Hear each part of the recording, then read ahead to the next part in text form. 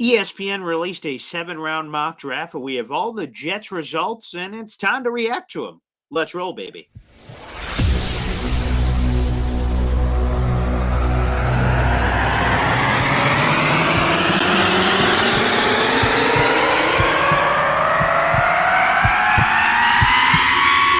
Zoinks! It is unequivocally the Super Bowl for New York Jet fans. Field Yates, baby. Field gosh darn Yates. Let's bring him on the show. Come on, people. Connor Rogers is joining the show. What's up, Connor? But Trevor gosh darn Sycamore, baby, for me, personally, my favorite New York Jet of all time. Wow, it's great to be on. What an intro that was right there. Paul, nobody does an intro like you, man. Paul, you give the best intro of literally any podcast that I've ever been. I'm gonna lose my gosh darn bananas.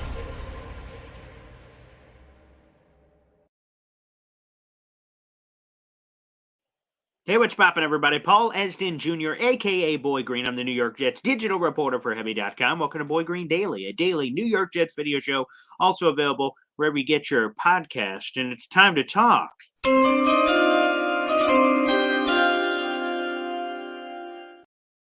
Oh, yeah, baby. The 2024 NFL Draft, and we're getting closer and closer to the draft. We're less than a month away. Thanks, everybody, for joining us. We're streaming live on the Heavy on Jets Facebook page. Thank you to our Heavy Overlords for making this show possible, and also on my own personal YouTube and Twitter account. Feel free to get involved on today's program by jumping into the comment section. But, yeah, Matt Miller banged out a 7-round mock draft. God bless Matt Miller for his dedication to the craft. And we pulled all of the Jets draft selections, and we're going to talk about them. Also, I want to walk through some of his decisions, because what you can't do in like a tweet, right? Like I tweet out, link it up, hey, here's what Matt Miller said. But it's interesting to know the decisions made. Who were the players available when they picked insert or who or what? So we're going to all react to this mock draft together. And also, the other thing I'll say I respect about Matt Miller, ESPN NFL draft analyst, is that his first pick, which he has the Jets taking Brock Bowers, we'll tell you who was available at that pick in just a moment, but he picked Brock Bowers, and he already said on a prior podcast, he's like, if I was a GM, I wouldn't take Brock Bowers with the top 10 pick because of positional value and things of that nature, but he's trying to add a predictive element. He's not just doing what he would do, which I find fascinating as well. So in this top 10 draft, we'll go through some of the picks. Obviously, I had Caleb Williams, a quarterback out of USC, to the Bears, first overall. Jaden Daniels, quarterback LSU, to Washington. He had a projected trade where the Vikings moved up with the New England Patriots to jump to 3. They took Drake May, the quarterback out of North Carolina. He had another trade where Denver moved up to Arizona to grab J.J. McCarthy, quarterback out of Michigan. So we had 4 quarterbacks, quarterback, going to the top 4, which, by the way, if you're a Jets fan, that is exactly what you want. You want quarterbacks to go. 4 quarterbacks, phenomenal. That is more players that can slip to the Jets. Now, I'm going to be honest, my just gut, it feels like 4 quarterbacks are 1,000% going before the Jets are even on the clock, which is good news for the camp. That's exactly what Matt Miller projected here in his mock. Now, 5 overall, he had the LA Chargers getting Marvin Harrison Jr., wide receiver out of Ohio State. How did that work out? Very nice. They get Marvin Harrison Jr. on a silver platter. Their receiver room exploded by trading away Keenan Allen and letting Mike Williams go to the New York Jets, baby. So Marvin Harrison Jr., he ends up going there at 5. Again, if I'm the Jets, I'm making that call. I'm seeing what the price is potentially for the New York Jets to move up. But in Matt Miller's mock, he had Marvin Harrison Jr. Going 5th overall. 6th overall, Malik Neighbors, wide receiver out of LSU, who the Jets also met with. Wink, wink. What does that mean? He had them going to number 6, the Giants. The Giants obviously need a receiver. I mean, they have no friggin' receivers to speak of. He went 6th overall, wide receiver LSU to the Giants. And then, of course, I think this is almost like a locked-in pick right now. The Tennessee Titans taking Joe Alt, the offensive tackle out of Notre Dame. Maybe they make a surprise, but right now it feels like almost a foregone conclusion that Joe Alt is going to the Titans at 7th overall. At 8th overall, he has Dallas Turner, the defensive end out of Alabama. Again, that one feels pretty chalky at this point as well, especially with the Kirk Cousins move. Now it kind of seems like it's all defense for the Dirty Birds with the 8th overall pick. And 9th overall was Rome Odunze, the wide receiver out of Washington, who also the Jets are hosting for a top 30 visit. That's the news this week. maybe we could get into that on a separate show later. So the big three receivers were all gone. The top offensive tackle was gone. And in this scenario, if I'm the Jets, and those are the ones that are gone, I talked about it yesterday on the show, that I kind of have a top five. That if one of these players are on the board for the Jets, I'm okay taking one of the five and not trading back. And that top five was this: the three wide receivers and Joe Alt. Those were the top four members of this. And in this scenario, all those guys are gone. And then fifth on the list was Brock Bowers. Now, which is who Matt Miller had them taking, the New York Jets. He had them taking Brock Bowers. If you can trade back, I would explore it. Now, it's easier said than done, of course, to see if you could trade back a couple of slots. And if you could trade back a couple of slots, I'm open to a couple of scenarios. First off, you go offensive tackle, as John Sauer says here on the Boyd Green Superfan Club. He goes OT, OT, OT. I'm fine if you trade back a little and get one of the offensive tackles. Pick the one of your flavor. We've talked about Mims. We've talked about Guyton. We've talked about Fuaga. We've talked about all of them. And you can trade back a few slots, still get an offensive tackle, plus pick up a second or third, and you're groovy. One that I would really love and lose my gosh darn bananas. If the Jets can slide back a little here, and this is what happens, you slide back a little, still get Brock Bowers. I'm like, okay, you picked up a second, a third, somewhere in that range. You pick up another offensive lineman there, and that's kind of a nice little balancer. You can slide a little back for Brock Bowers, still get Brock Bowers, because of positional value, I think he could slip and slide a little bit. You still get him and get a pick on day two. That's kind of my ideal plan right now. Again, if one of those top four are there, that's who I'm taking. I'm not picking up the phone. I'm taking one of those top three receivers or Joe Alt. No question about it. That's the top four. But if one of those four are not there, then I'm like, okay, let's take calls. Let's see. Worst case, you take Brock Bowers, because I think he's going to be there in 100% of scenarios. I have no belief that Brock Bowers is going anywhere before the Jets pick. So he will be on the board. So he's almost like the fallback plan, and not a bad fallback plan at all if that ends up happening. So that's kind of where I'm leaning right now at this current moment in time. So you can slide back a little, grab an offensive tackle, grab Brock Bowers. That'd be nice. So that's he has them going Brock Bowers. And again, in terms of the tight end position, real quick, if they take Brock Bowers, I'm like, I totally understand. Again, Conklin's in the last year of his deal. Jeremy Ruckert's already halfway through his contract. Kenny Yeboah is just a special teams guy. And then Zach Kuntz is who the frick knows about Zach Kuntz. So I would understand the Brock Bowers pick. Now, I would say this: the thing I don't love about Matt Miller's mock, and I'm going to jump all the way later in the sixth round, he has him taking Tanner McLaughlin, the tight end out of Arizona. No. If I'm taking Brock Bowers, I'm not taking another tight end in the draft. And to be honest, candidly, I'm not double dipping at tight end in this draft. I think I'm only willing, and I've talked about this 100 times, but I'm willing to dive into the deep end of the pool to get Brock Bowers. Sure. Okay, let's do it. But then if we don't get Brock Bowers, I'm not like, oh boy, we got to make sure we get a tight end. I don't feel that way.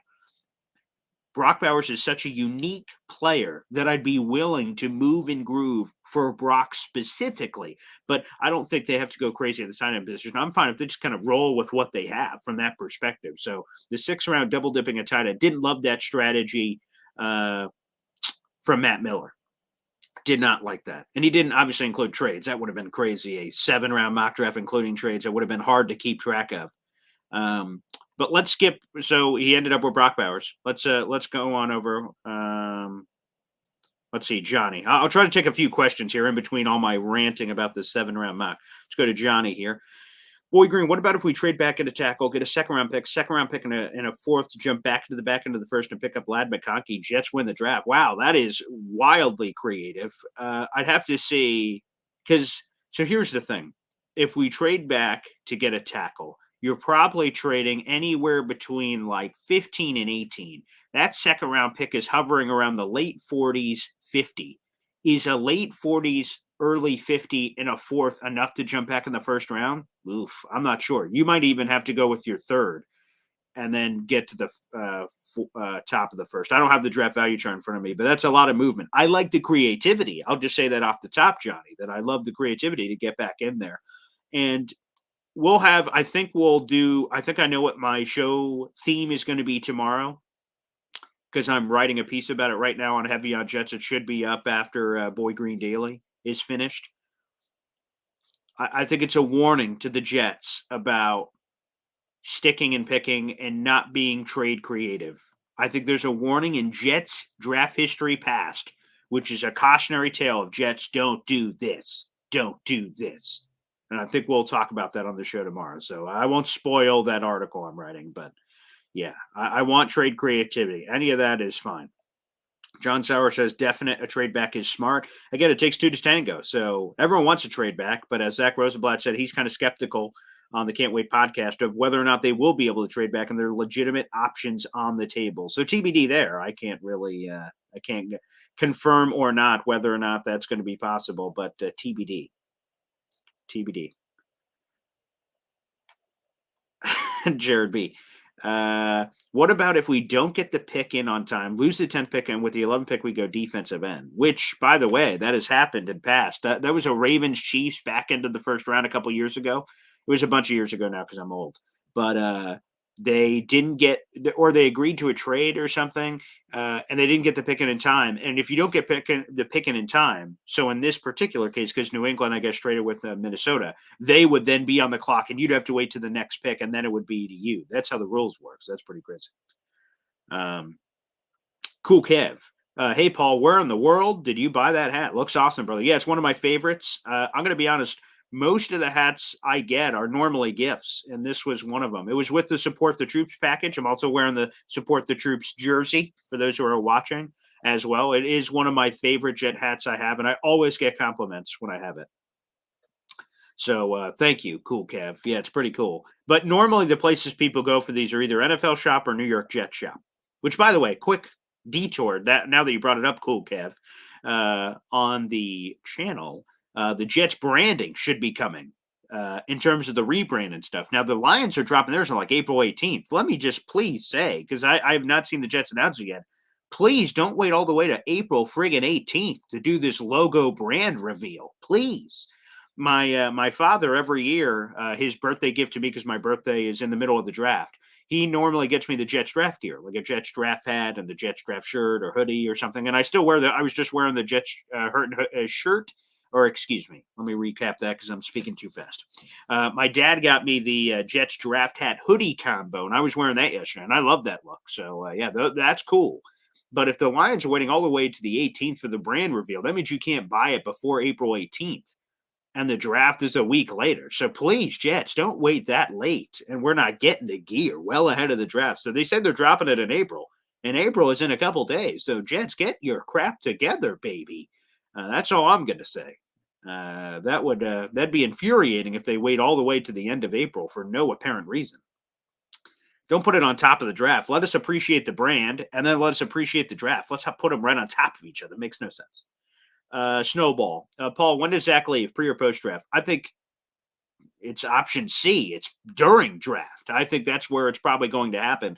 It could be the sweet spot might be between either day 1 and day 2 or day 2 and day 3. So like at the end of round 1, they chat with somebody and they can combine like pick 72 and Zack Wilson to pick in the 50s, maybe. I don't know if someone would do that, but like as a random example, jump like 12, 15 spots maybe. Or heading into day 3, Zack Wilson in a 4th to get back into the 3rd or something. Like that's probably what could happen. That's what I'm sure the Jets are kind of banking on. So I'll say during draft is my gut right now.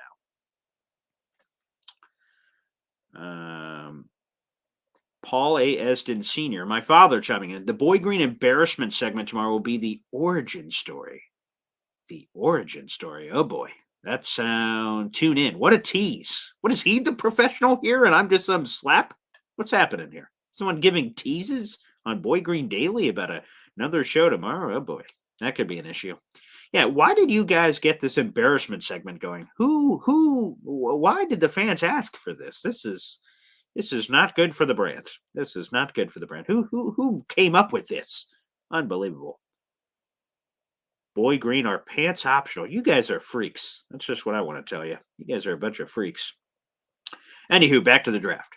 All right, so he did not trade back Matt Miller. Again, we're reacting to Matt Miller's 7-round mock draft for ESPN and all the Jets picks specifically, although we are trying to talk about the conversations around the picks, like, who was still on the board, some of the thought process behind the pick. So he did not trade for the Jets or anyone for that matter for this draft. So we're going to skip to pick 72 for the New York Jets. He had them going Cameron Kinchins, the safety out of Miami.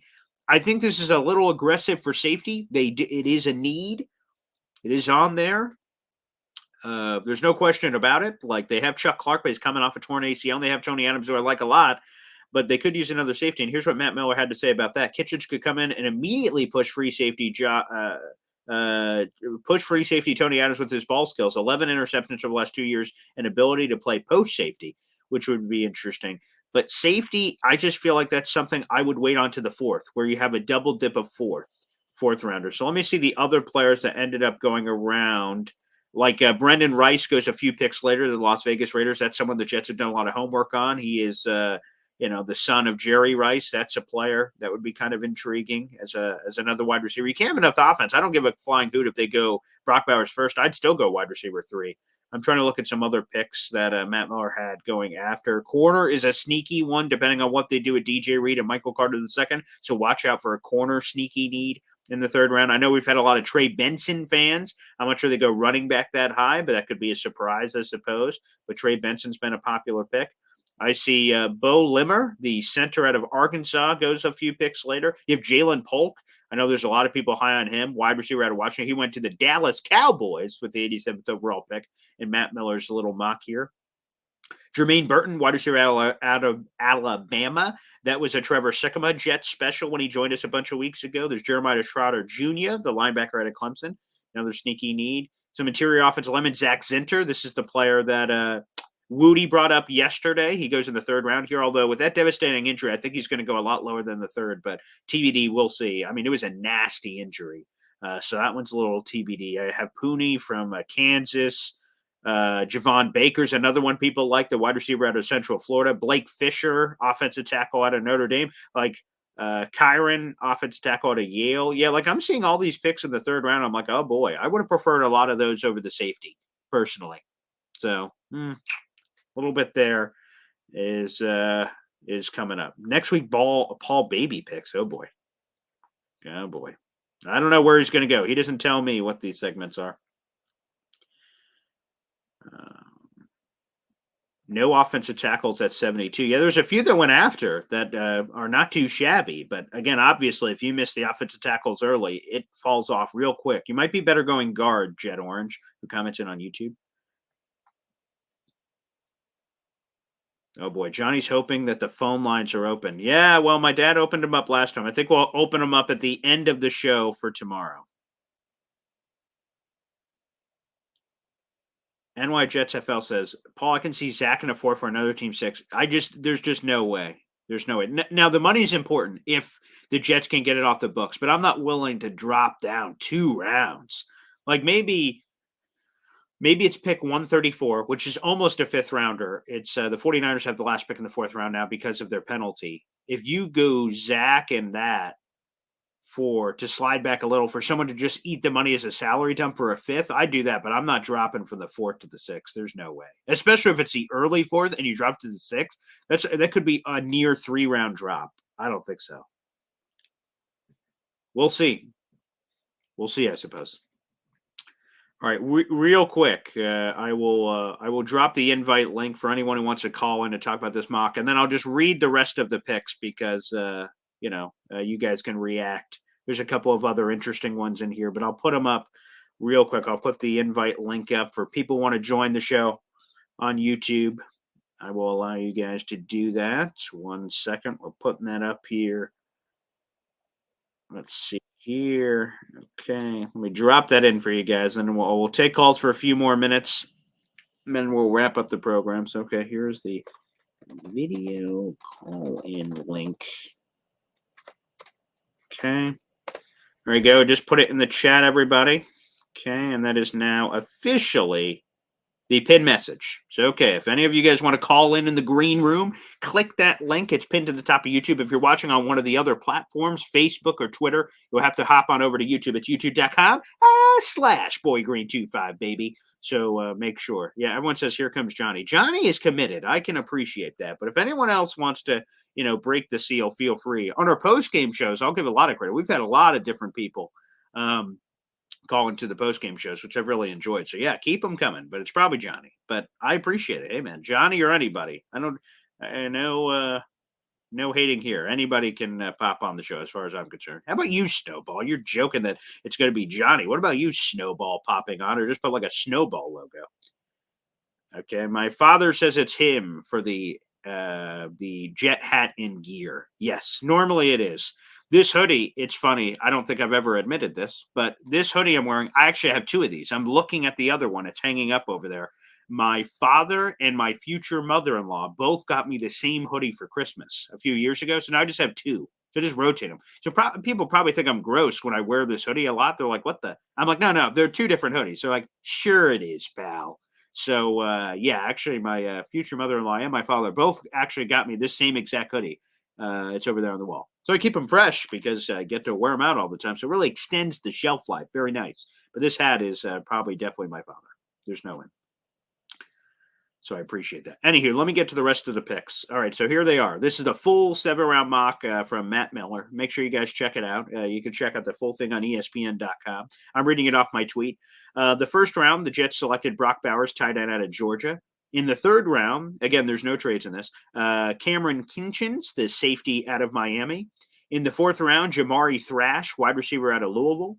The other fourth-round pick, Garrett Greenfield, the offensive tackle out of South Dakota State. In the sixth round, Tanner McLaughlin, tight end out of Arizona. And then the two seventh-round picks, Joe Milton III, quarterback out of Tennessee, who's got a freaking bazooka, which he showed off at the Combine and his pro day. They had to go outside for the final couple of passes because he was hitting the roof.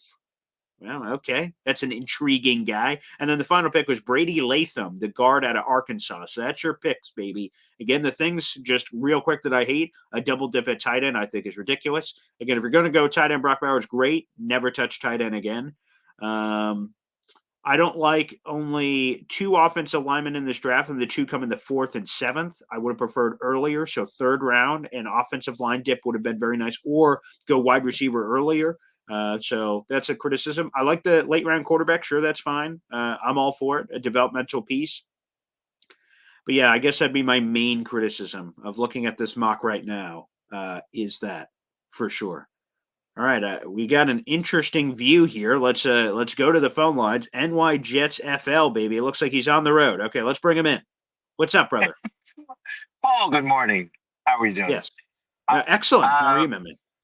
Doing good. It's actually 52 degrees in Florida this morning, so don't say it doesn't get cold here. Nice. Well, yeah, I guess cold for you guys. That's right. Definitely. Paul, I didn't really listen to the draft picks much, but I'm more interested in the origin story. Is that the night that you were conceived? That's a good question. That would be the origin. Yeah. Yeah, I don't know what he's talking about. I'm going to be honest. Like when he said, "Oh, I got a gecko story," I'm like, "Oh boy, I know exactly what he's talking about." When he said that last week, when he says origin story, he could go in a lot of directions because it's not the origin of Boy Green. I got that from my radio career. So my father did not necessarily have anything to do with that outside of providing me a bunch of green clothes that I wanted and he purchased. So I'm not sure. Yeah, is it the conception? For God's sakes, I hope not. I will be tuning out for that episode. That's for sure. You can take a lot of phone-in calls and just sit back and listen on that one. But let me ask you a question. What I'll do. Yeah. Let me ask you a question, Paul. So say in theory we can trade down, and it's like say pick 15 to 20. Sure.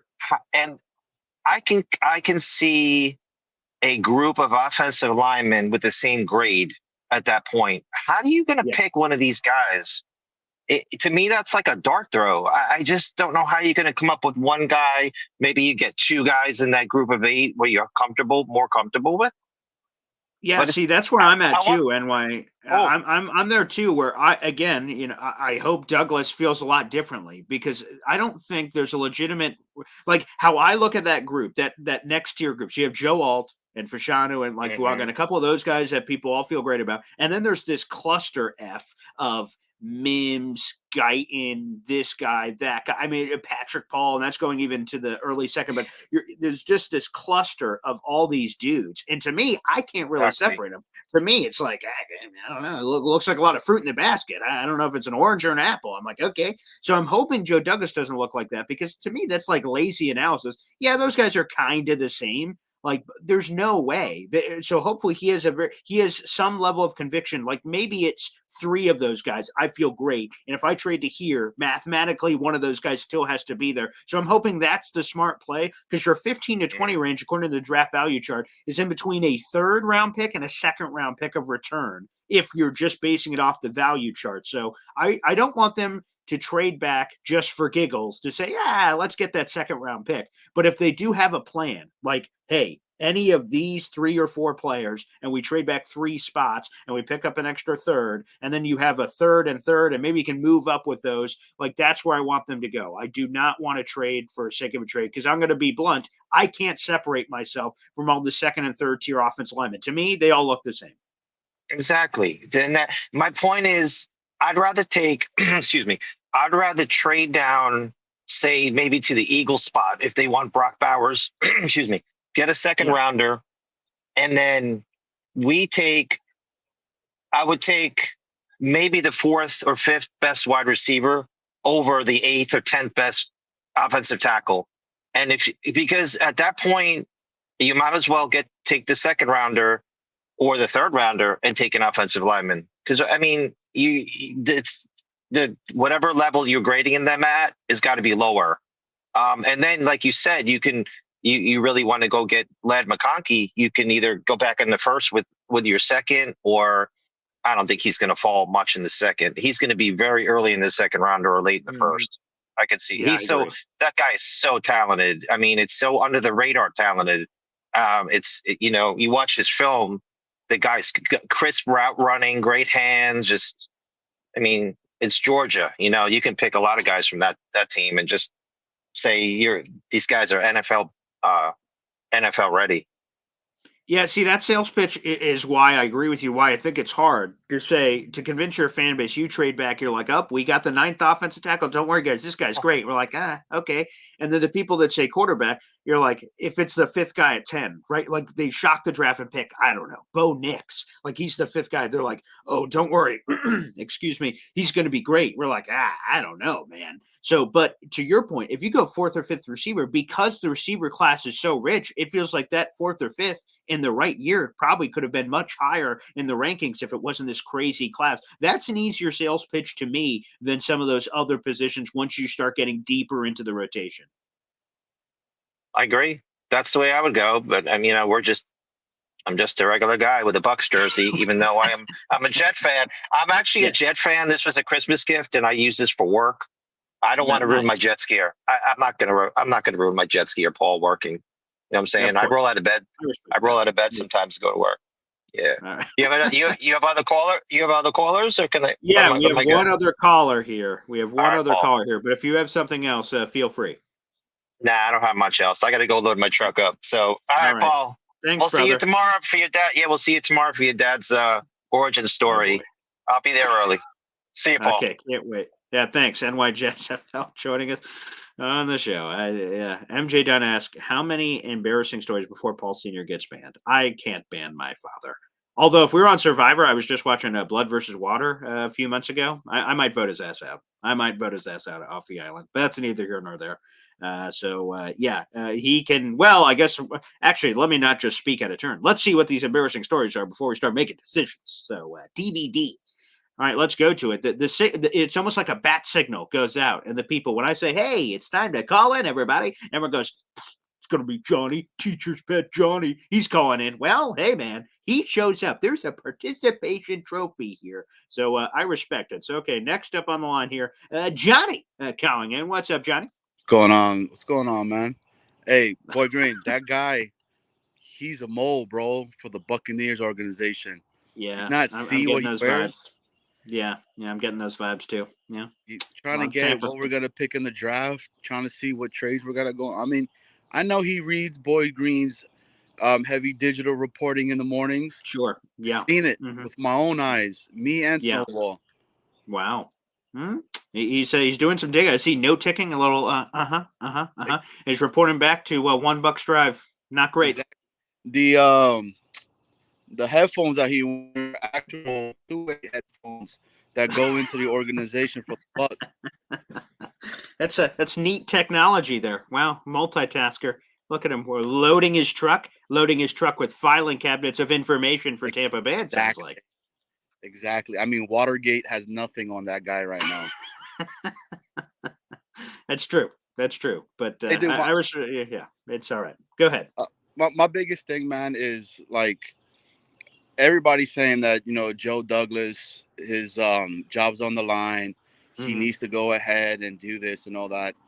Why not go all in and go ahead, do a trade back, try to go ahead and say, you know what, let me trade in a second and a third to come back into the first and pick up a Ladd McConkey. Dude, I've been talking about McConkey forever today. As a Bulldogs fan, him and Bowers were nasty. Like, I have to agree with some of the takes at times with that Mole says, right, in the sense about talking about Bowers. But I just can't justify us not picking up one of those big tackles in the very beginning of the draft if we can. Like, if we were to go ahead and trade back, pick up a second, I still think Latham will be there, right? And there's people saying that Latham might have a better pro career than Joe Alt. I've heard some people say that. Yeah. So why would you not want to take a swing at that point? Because to be honest with you, any tackle that we get, they're probably going to get redshirted.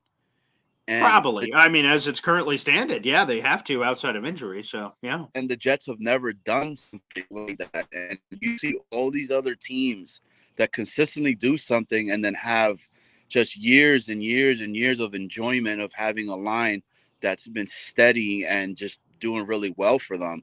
And then come back and get a Ladd McConkey. Dude, that dude, Joe Douglas does that. He wins a trophy. Not a trophy. He wins a statue in front of MetLife because at that point, he's setting up the organization for a long time to be successful. I mean, that's what I think. That's what I say, but I'm just an ordinary guy living in a lonely world, right? Yeah. And go Mets.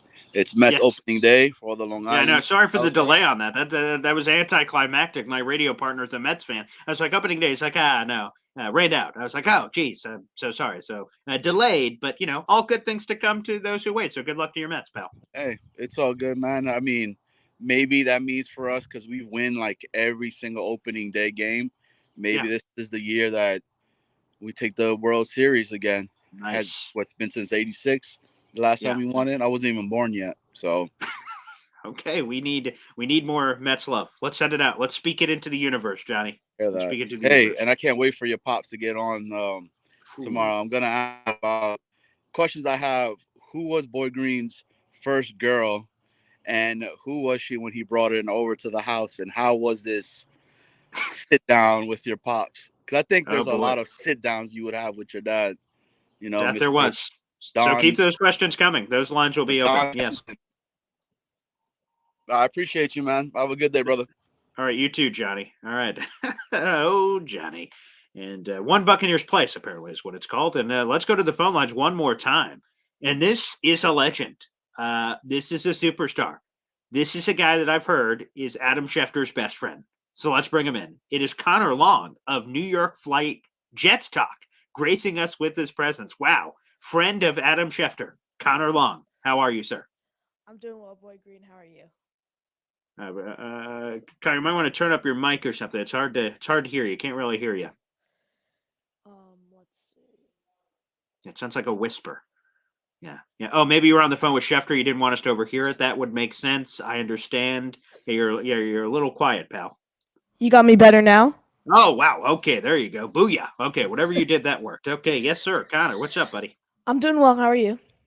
Oh, I'm doing awesome. And I want to give a public congratulations. If you guys missed it, I don't know how you could have, but make sure you guys subscribe to his YouTube channel, NY Flight Jets Talk.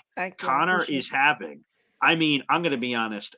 People, every once in a while, when I open it up to questions, one of the questions I get all the time is like, oh, Paul, who's on your bucket list of like guests to get? And I've got all kinds of names on there, like Rex Ryan would be amazing. Daniel Jeremiah is one of my faves. Yeah. But of course, on that list, how could it not be, is ESPN NFL insider Adam Schefter. So he is the Moby Dick. He is the whale out in the ocean that I'm still hunting for. But you've already hunted it, Connor. You are 12 years of age. By the way, when's your birthday? July 15th. I turned 13 July 15th. Okay, so I could keep saying the 12 thing until July. Excellent. I want to make sure I'm accurate. So at 12 years old, you have hunted Adam Schefter, and you're getting him on your show coming up here in the month of April. I mean, it's spectacular. So congratulations, and make sure everyone subscribes to check out all your wonderful Jets questions for Adam Schefter. That's impressive, young man. Your game strong.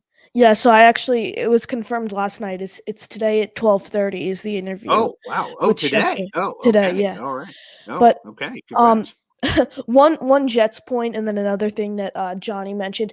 The previous caller before Johnny, I really agree with what you were saying to him about there's not really a drop off from the second to third tier of offensive linemen. I think it's Joe Alt, and then I look at Fashanu and Fuaga, and I'm like, I think they're the same kind of as like a Latham, as a Tyler Guyton, as an Amarius Mims type of guy. So I really agree with that. I am all for trading down. Trade down 100%. I'm down for trading all the way down to 22, and then maybe you get like a Mims or a Guyton there. Pick up a second round pick. Ricky Pearsall out of Florida is really nice. McConkey is a really, really nice player. So I would really like to trade down, get a second round pick, and the second round talent this year I think is so solid, especially with the receivers. We have guys that we expected to go in the third round pre-Mobile that are now second. JPJ was supposed to be a second round pick until Mobile. Roman Wilson was going to be a third round guy. Ladd McConkey, his stock was here and then went all the way up there. But I really like recouping a second round pick because I think the talent there is really, really solid. But what Johnny said, go Mets. I hope they win today. Boy Green, I know you cover Syracuse on your Syracuse Mets on your radio show. So I hope we can get a win, and I hope we can win more than 75 games this year. That's my goal. That would be amazing. And by the way, other wide receivers of note, because I have Matt Miller's mock draft still up. You have Xavier Worthy, the wide receiver out of Texas. Xavier Legette, who is someone Connor Rogers brought up. Keon Coleman. There's a ton of wide receivers. I'm peaking here in the second round and just kind of working my way through. You mentioned Roman Wilson. Matt Miller has him going very early in the second round, among some others. So yeah, there's a lot of Malachi Corley he has in the second round as well. So there's a lot of talented receivers I'm looking at. Tez Walker's another one who doesn't get a lot of love from North Carolina because of his weird situation this past year. Yeah, there's a ton of talent. But Connor, let me ask you this. What is question number one from Adam Schefter today? Give us a scoop ski.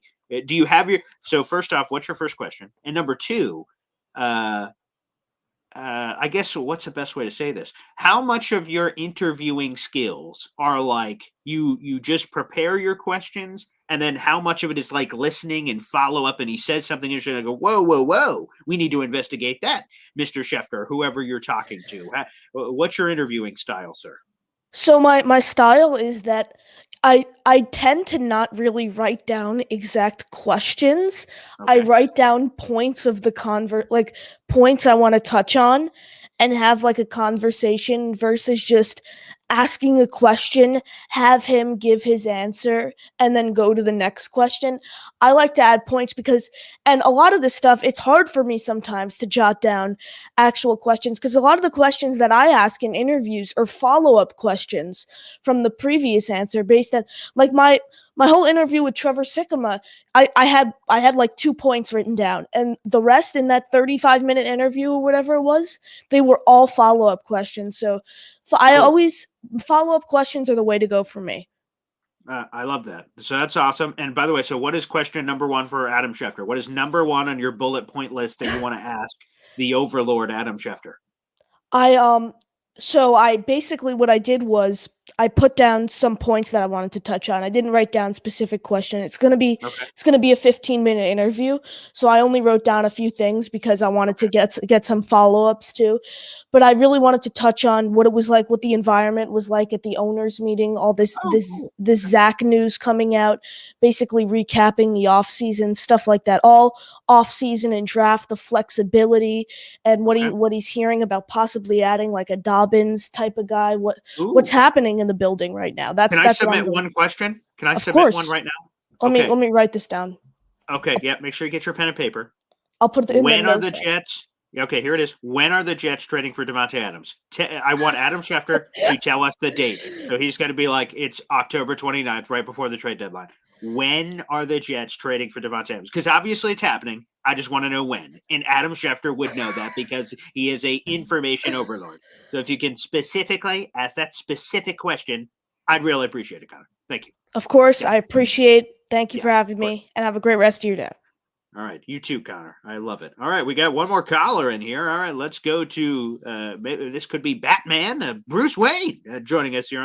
Whoa, here it is now. All right, Bruce joining us here on the program. What's up, Bruce? Hey, Paul, how you doing? Yeah, I'm doing awesome, Bruce. How are you, brother? Yeah, I can hear you. I'm great. Okay, so I'm calling about the Dre. A lot of people talking, Brock Bowers. To me, that would be a luxury pick. And everyone, if we had everything basically in place. The last few years, we've been getting killed and linemen getting hurt.